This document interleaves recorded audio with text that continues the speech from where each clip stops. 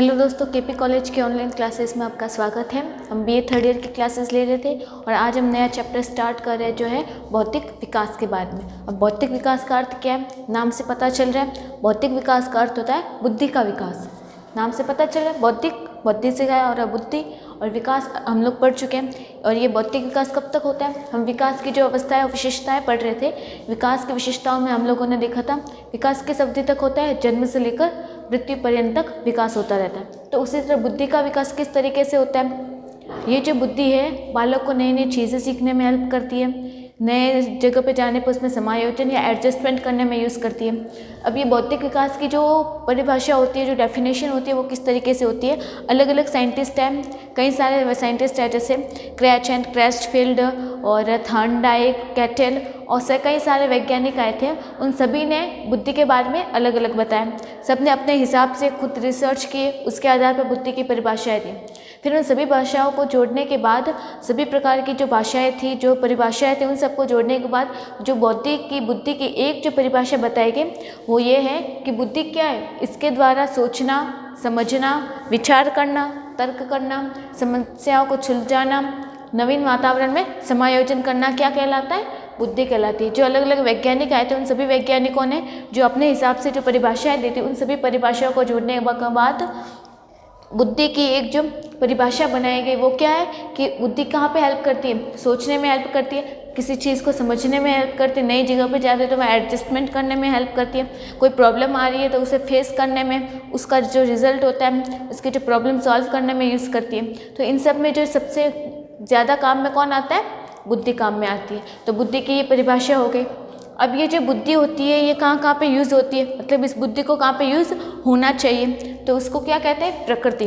मतलब इस बुद्धि का कहाँ पे यूज़ होना चाहिए या कहाँ पे इसका यूज़ होता है, तो वो क्या कहलाती है, प्रकृति। तो अब बुद्धि की प्रकृति क्या होती है, तो सबसे पहली प्रकृति होती है कि बुद्धि क्या है, सीखने की क्षमता है। अगर बुद्धि होगी तभी तो हम लोग सीख पाते हैं। जैसे हम लोग छोटे बच्चे की बात करते हैं, जो बच्चा अभी स्कूल नहीं जा रहा है या मतलब बहुत छोटा है, 1-2 साल का, हम उसकी बात करते हैं, तो वो बच्चा क्या करता है, वो नए नए लोगों से मिलेगा। सबसे पहले किससे मिलता है, सिर्फ परिवार वाले होते हैं। फिर जब उसका और विकास होता जाता है, वो बड़ा होता है, वो अपने रिश्तेदारों से मिलता है, पड़ोसियों से मिलता है, उनसे क्या करेगा, नई नई चीज़ें सीखेगा। और ये चीज़ें कब सीखेगा, उसमें बुद्धि होगी तभी सीखेगा।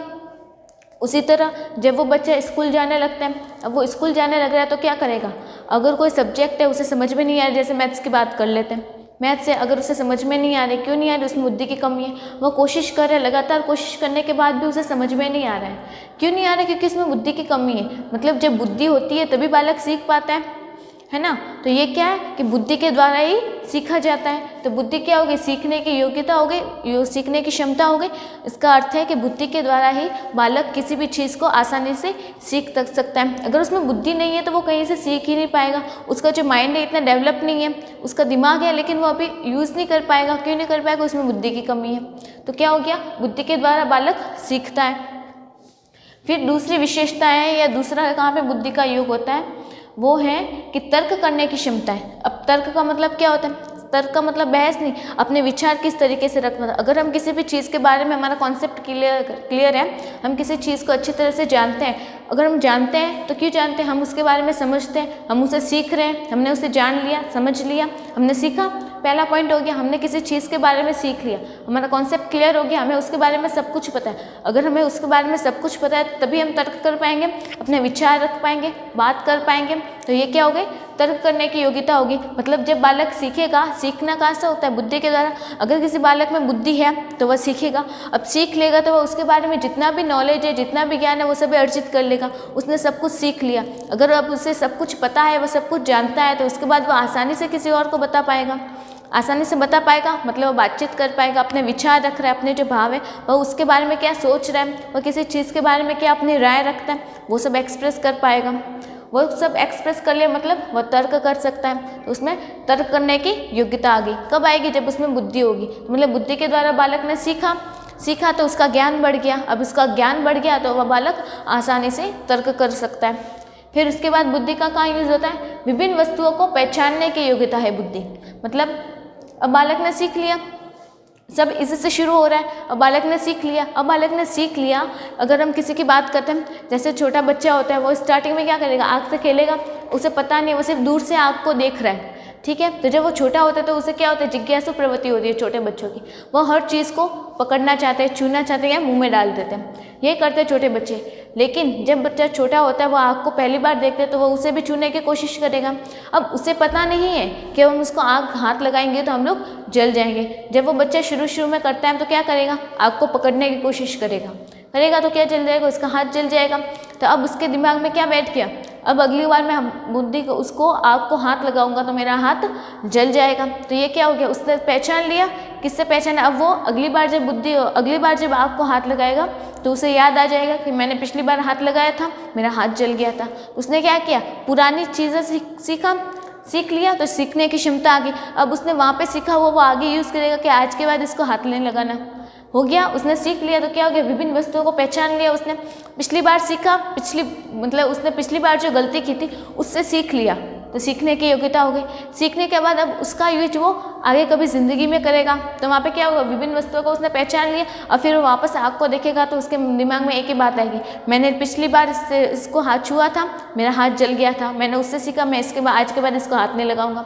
मतलब उसने पुरानी चीज़ों से नई चीज़ों को सीख लिया, तो वो उसको पहचानने भी लग गया। तो ये क्या होगी, बुद्धि होगी, वो अपनी बुद्धि का यूज़ करने लग जाता है। फिर उसके बाद है अमूर्त चिंतन की योग्यता। अब ये अमूर्त चिंतन क्या होता है, अमूर्त का मतलब होता है जिसे हम देख नहीं सकते, और जिसे देख सकते हैं वो होता है मूर्त, और जिसे नहीं देख सकते वो होता है अमूर्त। जब हम साइकोलॉजी पढ़ते हैं मनोविज्ञान की भाषा में, जिसे हम देख नहीं सकते उसे क्या कहते हैं, अमूर्त कहते हैं। तो बुद्धि क्या होती है, अमूर्त चिंतन होती है। अगर किसी के पास बुद्धि है तो वो लेके थोड़ी घूमेंगे, गले में आईडी कार्ड लगा लिया कि हाँ इसमें बुद्धि है, ये बाहर से पता नहीं चलेगा। ये कब पता चलेगा, हम उसको महसूस करेंगे, उसके साथ रहेंगे, उसके बातचीत करने के तरीके से, उसके पास जो अनुभव है उससे पता चलेगा कि हाँ इसके पास बुद्धि है। तो क्या होता है कि ये जो बुद्धि होती है ये अमूर्त चिंतन की योग्यता, मतलब इसे जब हम देख नहीं सकते, अमूर्त क्या अर्थ हो गया, देख नहीं सकते, और चिंतन का अर्थ क्या हो गया, सोचना। तो मतलब बुद्धि के बारे में कब पता चलेगा, बुद्धि को एक तो हम देख नहीं सकते, और उसको कब पता चलेगा, हम उसको सोचेंगे तब हम सोचना स्टार्ट करते हैं। बुद्धि की परिभाषा में ही है सोचना और समझना, विचार करना। तो बुद्धि क्या होती है, अमूर्त चिंतन होता है कि मतलब बुद्धि के द्वारा हम अमूर्त चिंतन करते हैं, मतलब देख के नहीं सोचते, बिना देखे सोचते। मतलब हम अंदर सोच रहे हैं, ये किसी को दिख थोड़ी रहा है, लेकिन हम सोच तो रहे हैं, किसी भी चीज़ के बारे में सोचते तो हैं, हम तो सोच रहे हैं, किसी को दिखता नहीं है। तो क्या इसका मतलब क्या है कि ये बुद्धि अमूर्त चिंतन होती है, अमूर्त होती है, इसे हम देख नहीं सकते। फिर उसके बाद अनुभवों और अभ्यासों का समुच्चय। अब ये बुद्धि की बात की, अब बुद्धि क्या हो गई, अनुभवों और अभ्यासों का समुच्चय।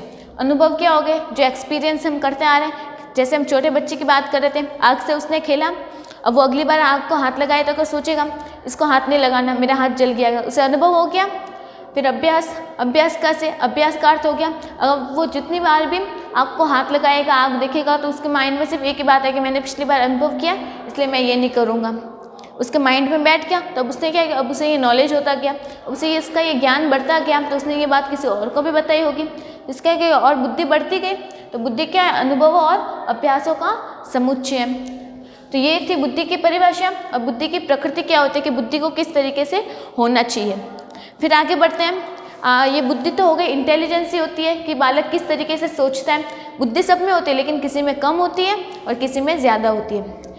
तो ठीक है, अगर इसमें आगे आप लोगों ने एक और शब्द सुना होगा, ज्ञान, नॉलेज सुना होगा आप लोगों ने। अब कोई लोग क्या करते हैं, बुद्धि और ज्ञान दोनों को एक ही चीज़ मानते हैं ना, कि इंटेलिजेंसी और नॉलेज एक ही है, लेकिन बुद्धि और ज्ञान ये दोनों अलग अलग है, ये दोनों एक हो ही नहीं सकते। तो अब हम जानते हैं कि बुद्धि और ज्ञान में फ़र्क क्या है।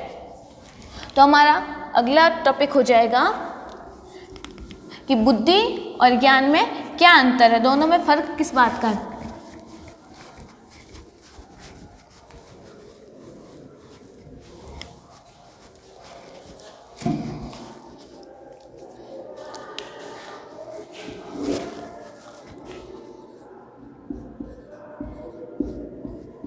बुद्धि और ज्ञान,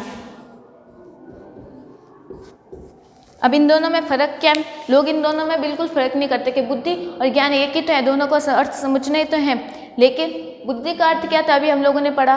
बुद्धि के द्वारा हम क्या करते हैं, सोचने समझने की क्षमता होती है बुद्धि। तो पहला पॉइंट क्या हो जाएगा, हमने बुद्धि की अभी परिभाषा लिखी थी, उसमें क्या लिखा था? बुद्धि के द्वारा, बुद्धि के अंदर क्या आता है? सोचना, समझना, विचार करना, सीखना, तर्क करना, ये सभी किसके अंतर्गत आता है? बुद्धि के अंदर। तो इसके द्वारा हम क्या करते हैं? सोचना,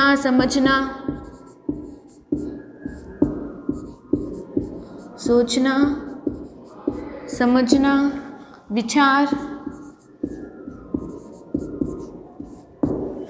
तर्क, और क्या था? समस्या समाधान।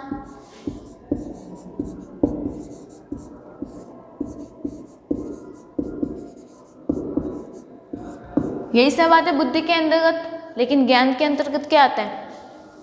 अब ज्ञान क्या होता है?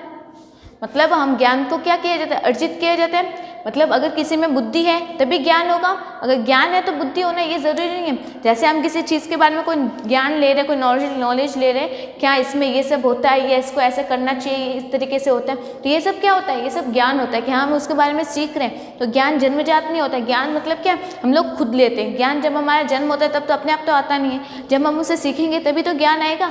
लेकिन बुद्धि क्या होती है? बुद्धि जन्मजात होती है। तो दूसरा पॉइंट इसमें क्या हो जाएगा? बुद्धि क्या होती है? जन्मजात प्रवृत्ति होती है। मतलब अगर कोई बच्चा कितना इंटेलिजेंट है ये कब पता चलेगा? उसके जन्म से पता होता है। ये उसका बुद्धि क्या है? इसका जन्मजात गुण है। लेकिन ज्ञान क्या है? अब इसमें तो क्या था? सोचना, समझना, विचार करना, तर्क करना और समस्या समाधान था। लेकिन इसमें क्या होता है? ज्ञान के अंतर्गत क्या आता है? जानकारी,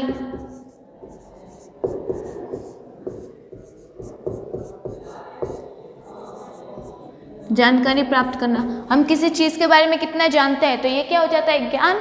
और हम किसी चीज़ को जानने के लिए हम उसे प्राप्त कर रहे, जानकारी ले रहे, अब उस जानकारी प्राप्त करने के लिए हम कितना सोच रहे, कितना समझ रहे, तो वो क्या होता है? बुद्धि होती है। अब ये बुद्धि क्या होती है? जन्मजात प्रवृत्ति होती है। जब बालक का जन्म होता है तो बुद्धि उसमें ऑलरेडी होती है। लेकिन ज्ञान को किया जाता है जब बालक का जन्म होता है, तब ज्ञान तो पहले से होता नहीं है, नॉलेज पहले से नहीं होता। नॉलेज कब आएगा? वो अपनी बुद्धि का यूज़ करेगा, बुद्धि उसमें पहले से, तो इसका यूज़ करेगा किसी चीज़ को समझने में, सीखने में, तब उसका ज्ञान बढ़ेगा, उसका नॉलेज बढ़ेगा। तो ये कैसे हो गई? अर्जित हो गई। इसका दूसरा पॉइंट हो गया अर्जित प्रवृत्ति। फिर आगे बढ़ते हैं। तीसरा पॉइंट क्या हो जाएगा? अब ये बुद्धि क्या है? बुद्धि व्यक्ति को बुद्धिमान बनाता है। मतलब जब जिसमें बुद्धि ज़्यादा होगी उसे हम क्या कहते हैं? बुद्धिमान व्यक्ति कहेंगे।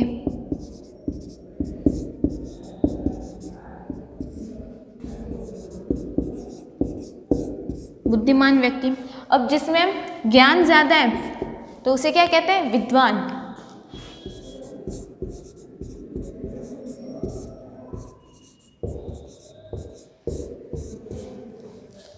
जिसमें बुद्धि ज़्यादा होगी उसे बुद्धिमान व्यक्ति कहते हैं, जिसमें ज्ञान ज़्यादा होता है वह विद्वान कहलाता है। फिर अब ये बुद्धि का विकास कब तक होता है? बालक में बुद्धि कब तक आती है? जब बालक 18 वर्ष का हो जाता है तब उसका पूर्ण बुद्धि का विकास हो जाता है। 18 वर्ष तक पूर्ण बुद्धि प्राप्त। मतलब बालक में बुद्धि कब तक आ जाती है? जब वह 18 वर्ष का हो जाता है, मतलब परिपक्व हो जाता है, मैच्योर हो जाता है। अब ज्ञान कब आएगा? ज्ञान का अर्थ क्या है? जानकारी प्राप्त करना, नॉलेज लेना। और ये नॉलेज कब तक लेते हैं? 18 वर्ष तक तो लेते नहीं कि नहीं हम लोग 18 साल के हो गए, एडल्ट हो गए, अब हम कोई ज्ञान नहीं लेंगे, हम कभी कोई नॉलेज नहीं लेंगे, ऐसा नहीं होता। ज्ञान कब होता है? जीवन पर्यंत चलता रहता है। हम कुछ ना कुछ सीखते रहते हैं, कुछ ना कुछ सीख रहे हैं तो हमारा ज्ञान बढ़ रहा है, हम किसी चीज़ के बारे में और ज़्यादा नॉलेज ले रहे हैं, तो मतलब ज्ञान क्या हो गया? जीवन भर चलता रहता है। तो ये क्या हो गया? जीवन पर्यंत चलता है, जीवन पर्यंत प्राप्त होता है।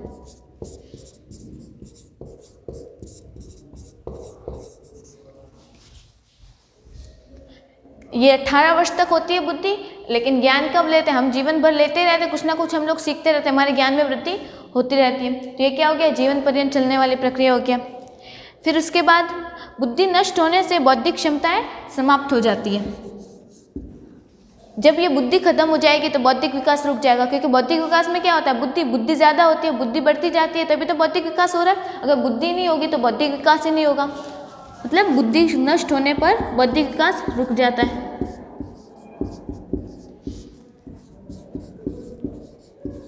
बुद्धि नष्ट होने पर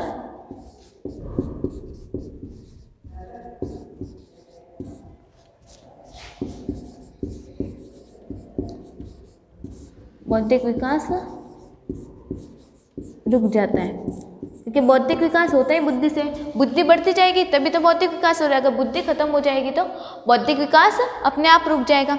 लेकिन ज्ञान नष्ट होने से केवल किसी एक अंगों या क्षेत्रों का ही विकास रुकता है। लेकिन मतलब अगर बुद्धि रुक गई तो बौद्धिक विकास रुक जाएगा। लेकिन अगर ज्ञान कम हो गया, हम किसी एक चीज़ के बारे में अगर हमारा ज्ञान कम हो गया तो ये सिर्फ उसी फील्ड में होगा। जैसे कि हम लोग बात कर लेते हैं, हम जनरल नॉलेज पढ़ते हैं, सामान्य ज्ञान पढ़ रहे हैं, उसमें अगर हम लोग करंट अफेयर्स बहुत आते रहते हैं, अगर उसमें हम लोग खेल के बारे में पढ़ रहे हैं, ठीक है, अगर हम खेल के बारे में कुछ नहीं जानते तो ऐसा तो नहीं है सिर्फ हमारा नॉलेज कब खत्म होगा, सिर्फ खेलों के बारे में हमारा नॉलेज कम हो जाएगा। ऐसा तो नहीं है कि हम अदर सब्जेक्ट में या जो अदर फील्ड्स है उसमें भी हमारा जो नॉलेज है वो कम हो जाएगा, ऐसा तो होता नहीं है। इसका अर्थ है कि जब ज्ञान खत्म होता है वो किस में रिफ्लेक्ट होगा, सिर्फ एक चीज़ से रिलेटेड होता है। मतलब अगर हमारा नॉलेज किसी एक क्षेत्र में कम हो रहा है तो इसका अर्थ ये तो नहीं है कि इसका जो असर है वो पूरे जितने भी क्षेत्र है उन सब में पड़ेगा, है ना। तो जब ज्ञान में कमी होती है या ज्ञान कम होता है तो यह सिर्फ एक क्षेत्र में असर करता है, सभी मतलब हम जितना नॉलेज है वो सभी नॉलेज खत्म नहीं हो जाता। लेकिन जब बुद्धि नहीं होगी तो बौद्धिक विकास ही नहीं होगा, हम आगे ही नहीं बढ़ पाएंगे। तो ज्ञान में क्या आएगा, एक ही क्षेत्र में कमी। ठीक है, अगर कोई बच्चा पढ़ाई में कमज़ोर है, मान लिया पढ़ाई में कमज़ोर, उसे पढ़ाई के बारे में कुछ नहीं आता, वो आगे पढ़ना ही नहीं चाहता, लेकिन वो अदर एक्टिविटी में अच्छा है, उसे पॉलिटिशियन बनना है, वो बोलने में अच्छा है, उसे बाकी नॉलेज अच्छा है, वो राजस्थान के जितने में हिस्ट्री है वो सभी जानता है, वो आर्ट एंड कल्चर के बारे में जानता है। मतलब अगर उसका जो स्कूल का नॉलेज है उसे स्कूल का नॉलेज नहीं है, उसका एक क्षेत्र कम हो गया, तो इसका अर्थ ये नहीं कि वो सभी क्षेत्र में कम हो जाएगा, वो इसके बारे में कुछ नहीं जानता, लेकिन वो अदर फील्ड में बहुत अच्छा है। तो ज्ञान में क्या होता है, वह एक क्षेत्र में कम होता है, लेकिन वह अदर क्षेत्र में बहुत ही ज़्यादा अच्छा होता है। लेकिन बुद्धि में क्या होता है, अगर बुद्धि कम हो जाती है तो पूरा बौद्धिक विकास ही रुक जाता है। अगर बौद्धिक विकास रुक गया तो सोच नहीं पाएगा, समझना, विचार, ये सभी में कमी हो जाती है। तो ये क्या होता है, बुद्धि और ज्ञान में फर्क होता है। बुद्धि क्या है, जब बालक का जन्म होता है तब बुद्धि प्रेजेंट होती है। बुद्धि के द्वारा क्या होता है, बालक सीखता है, जब बालक सीखेगा तभी उसका ज्ञान बढ़ेगा।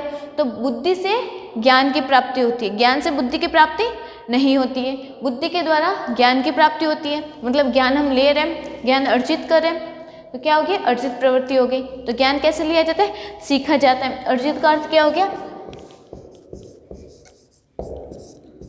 सीखा जाना, ठीक है। फिर जब जिसमें ज्ञान ज़्यादा होता है उसे हम लोग विद्वान व्यक्ति कहते हैं, लेकिन जिसमें बुद्धि ज़्यादा होती है उसे बुद्धिमान कहते हैं। ये बुद्धि कब आती है, 18 वर्ष की आयु तक आ जाती है। और जब ज्ञान कब आता है, ये ज्ञान जिंदगी भर चलता रहता है कि हम लोग कुछ ना कुछ ज्ञान अर्जित करते रहते, कुछ ना कुछ सीखते रहते। किसके द्वारा, तो वो क्या कहेंगे, उसे ज्ञान कहेंगे। तो ये था बुद्धि और ज्ञान में अंतर। फिर इससे आगे हम लोग पढ़ेंगे नेक्स्ट वीडियो में, तब तक के लिए थैंक यू।